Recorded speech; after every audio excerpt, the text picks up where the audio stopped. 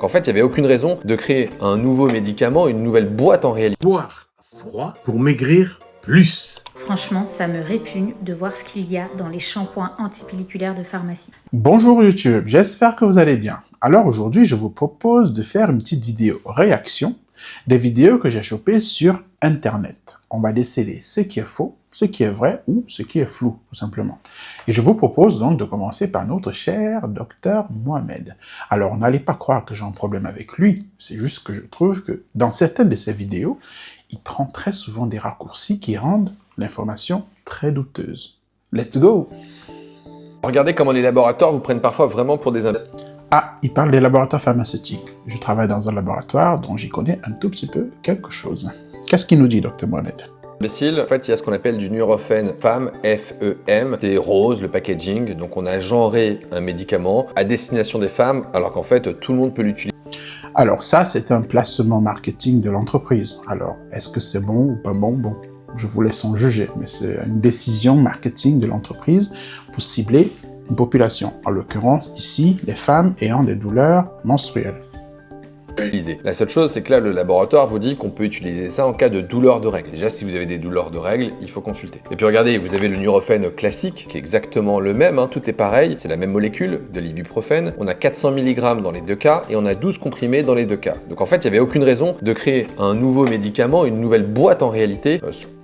Alors là, il a totalement raison. Il n'y a pas de raison de créer un Nurofen FEM et un Nurofen Flash à destination de deux types de populations. Ils auraient pu laisser Nurofen Flash, tout simplement, pour toutes les personnes voulant traiter leur douleur. Après, comme je l'ai dit précédemment, c'est un positionnement marketing volontaire. Sous prétexte que ce soit pour les femmes. Vous n'avez pas besoin d'acheter ce médicament plus que celui-ci. C'est la même chose. Et ce qui est cynique, c'est que certaines pharmacies vendent le médicament pour les femmes plus cher. Celui-ci m'a coûté 7... C'est pareil, le prix, c'est aussi un positionnement marketing. Alors, pourquoi est-ce que ce positionnement marketing justifie un prix plus élevé? Bon, ça a à voir avec l'État et c'est qu'ils ont négocié avec les agences de santé et la sécurité sociale si on est en France. D'une manière générale, regardez, là vous avez de l'Advil et celui-ci m'a coûté 5,90, donc il m'a coûté moins cher. C'est la même chose, c'est de l'ibuprofène, 400 et il y en a même un peu plus. Et puis on a la version générique, 3,90, encore moins cher. Alors, petite rectification. L'Advil est le générique qu'il a présenté en dernier. Certes, c'est de l'ibuprofène, mais il y a une petite différence entre cet ibuprofène-là et l'ibuprofène contenu dans le Nurofen FEM et le Nurofen Flash. Le Nurofen FEM et le Nurofen Flash contiennent de l'ibuprofène lysinate, alors que l'Advil et son générique contiennent de l'ibuprofène tout court. La différence entre les deux, c'est leur solubilité.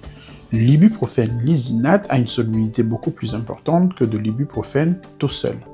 Maintenant, d'un point de vue clinique, il y a une différence d'absorption, donc c'est-à-dire de leur arrivée sur leur site d'action d'à peu près 15 minutes. Est-ce que ça justifie une différence de positionnement? À chacun d'en juger, mais d'un point de vue clinique, on ne peut pas parler de la même chose. D'un point de vue médicament, c'est deux médicaments bien différents. On ne peut pas comparer de l'Advil et du Nurofen Flash ou Nurofen FEM. Il s'agit de deux médicaments différents, deux AMM différents, deux compositions différentes.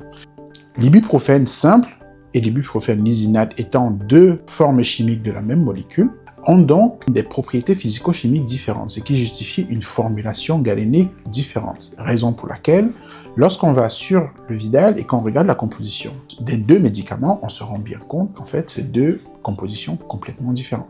Donc, on ne peut pas les mettre sur le même plan d'un point de vue pharmaceutique. D'un point de vue clinique, il y a une légère différence, mais est-ce que ça justifie d'utiliser du Nurofen FEM au lieu de l'Advil? À mon avis, non. Pas du tout. En gros, il a totalement raison, Dr Mohamed. Est-ce que cela justifie, même si c'est pas exactement la même molécule, encore, Nurofen Flash et Nurofen FEM, on vient de voir que c'est exactement la même chose, est-ce qu'on a besoin de cette différenciation-là? Je ne pense pas. Alors, la boîte a décidé de se positionner comme ça, sans doute pour créer une certaine spécificité et cibler les femmes qui ont des douleurs menstruelles. Bon, c'est discutable, mais c'est comme ça qu'ils ont fait. Mais en même temps, il faut aussi que les instances sanitaires et l'État soient un peu plus stricts par rapport à ça. Je ne sais pas s'il y a des règles, d'ailleurs il faut que je cherche, je ne sais pas s'il y a des règles pour obliger les boîtes pharma à ne pas multiplier les nombres de médicaments sur le marché. Bon, franchement, je m'avance sur quelque chose que je maîtrise pas, donc du coup, je vais peut-être arrêter là pour pas dire de bêtises, mais en tout cas, il y a énormément de médicaments sur le marché qui sont assez similaires et dont la différenciation ne repose des fois pas sur grand-chose. Attention, je ne suis pas en train de dire qu'il y a trop de génériques sur le marché. Dans le cas de Nurofen Flash et Nurofen Fem, c'est la même boîte. C'est juste qu'elle a décidé de splitter en deux le même produit. C'est-à-dire qu'on produit, c'est la même chose, à la fin, on donne deux packagings différents et on les positionne d'un point de vue marketing de manière différente sur le marché. Bon, c'est une façon de faire. Est-ce que c'est logique de le faire comme ça? J'en sais rien. Par contre, la présence de génériques sur le marché, c'est tout à fait légal, c'est pour créer de la concurrence et baisser les prix pour les consommateurs ou les patients. On les appelle comme on veut. Alors maintenant, je vous propose de passer à la vidéo suivante, qui est celle du docteur Ducamp. Alors, je ne sais pas s'il est vraiment médecin ou pas, mais je sais pas, vous me direz en commentaire.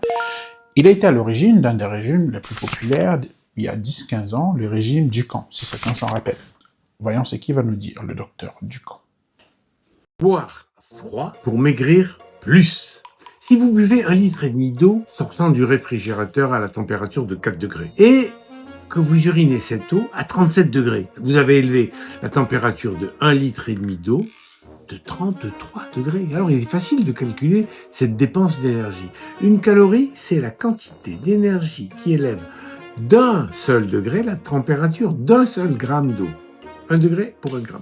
Pour élever de 1 degré 1500 grammes d'eau, c'est-à-dire en litre et demi, il faudra brûler 1500 calories. Et pour l'élever de 33 degrés, il faudra 1500 multiplié par 33, c'est-à-dire 49 500 calories, soit 49 kilocalories. 1 kilocalorie, c'est 1000 calories. C'est l'équivalent d'un yaourt que vous économisez chaque jour en buvant de l'eau froide. Et sur une année, la différence de métabolisme d'une personne qui boit froid par rapport à celle qui boit à température ambiante est de 49 calories multiplié par 365 jours, soit 17 865 calories. Et comme un kilo de graisse contient 7800 calories, vous perdez chaque année 2,3 kg sans aucun autre effort que de boire froid. On y va. Bon, comment vous dire? Vous connaissez ma réticence profonde avec les mathématiques quand ça concerne le corps humain. Je le redis encore une fois. 1 plus 1 n'est pas égal à 2 quand on parle du corps humain. Ça, il faut que les gens se le mettent dans le ciboulot. Maintenant, je ne vais pas rentrer dans les détails de son calcul. On va partir du principe qu'il a raison. Il est vrai que quand on boit de l'eau froide, pour le réchauffer, l'organisme dépense de l'énergie. Ça, c'est un fait. Maintenant, tous les calculs qu'il vient de donner, tant que c'est hors du corps, il n'y a pas de problème. Mais dès qu'on le met dans l'organisme humain, ça ne marche plus. Ça ne marche plus parce que c'est très, très mathématique dans son approche. Déjà, le corps humain, c'est une machine qui s'adapte. Si le premier jour, vous avez pris de l'eau froide à 4 degrés et que vous l'avez augmenté à 37, en dépensant une certaine quantité d'énergie, sachez qu'au bout d'une semaine, l'organisme va s'adapter et va plus dépenser le même nombre d'énergie pour cette même quantité d'eau à la même température. Ça, il ne prend pas en compte dans ce calcul. De deux, je suis désolé, mais si l'eau froide faisait maigrir, on serait tous fit. Je ne sais pas qui ne boit pas l'eau froide. En tout cas, on boit de l'eau fraîche. Personne ne boit de l'eau tiède ou froide, je ne sais pas. Au bout d'un moment, ce type d'approche, je suis absolument pas fan, même si, en faisant... Bon, bref, je suis pas fan, point. On passe à autre chose. Je vous propose un petit dernier pour la route. Là, c'est une vidéo d'une pharmacienne, enfin, je pense qu'elle est pharmacienne, qui s'en prend du coup au shampoing antipelliculaire vendu en pharmacie. Alors, c'est le début de sa vidéo qui, moi, m'a fait kiffer. En fait, kiffer, ça m'a fait rigoler. On écoute. Franchement, ça me répugne de voir ce qu'il y a dans les shampoings antipelliculaires de pharmacie. Donc voilà.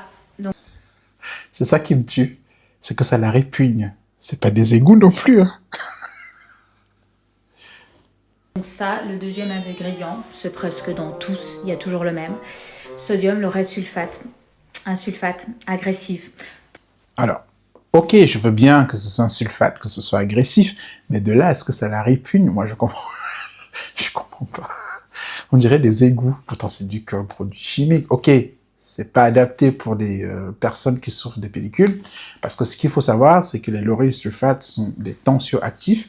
En fait, sont des molécules qui permettent de réduire la tension de surface entre deux substances. C'est ça qui permet de décrocher la saleté et le gras.